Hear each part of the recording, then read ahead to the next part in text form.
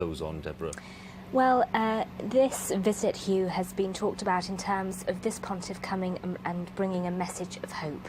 And I think what we have seen this morning has certainly done that, and here's hoping for the next 2 or 3 days. Jerry? Hope, reconciliation, peace and a togetherness. I just hope that all that can happen over the next 4 days and we can move forward. Hopefully an openness on behalf of the Pope, that he will listen to what he's hearing, but also an openness on behalf of all of us.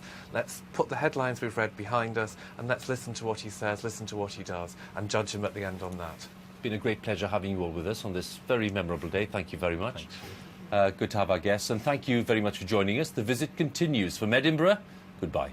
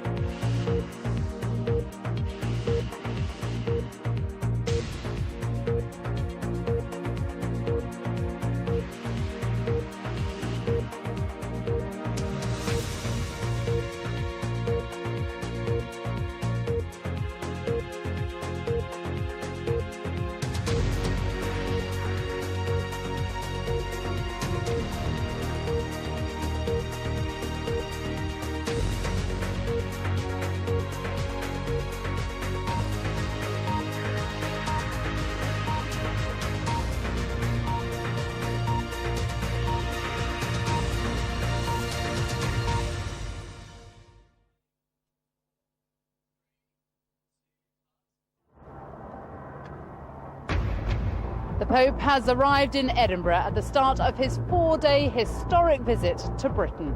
He landed in Scotland this morning, beginning a trip which he hopes will re-energise and inspire Catholics across the UK.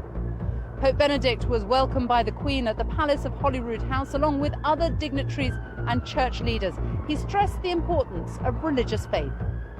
Let us never forget how the exclusion of God, religion, and virtue from public life leads ultimately to a truncated vision of man and of society.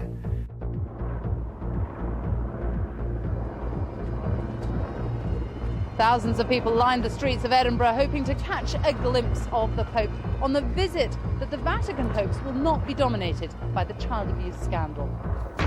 And also this lunchtime, too many children receive poor or mediocre care from the NHS in England. A highly critical report says they must be made a higher priority. A replacement for Trident, the head of the armed forces, says it would be better to scrap Britain's nuclear deterrent than to downgrade it. And later in sport, the former England captain Andrew Flintoff has announced his retirement from all cricket today.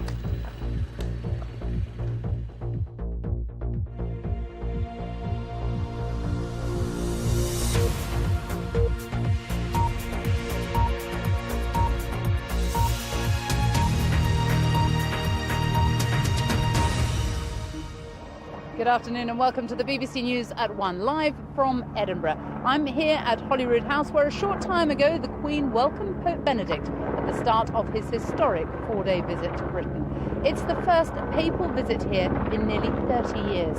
At a ceremony full of pomp and pageantry, they shook hands before exchanging gifts inside the palace.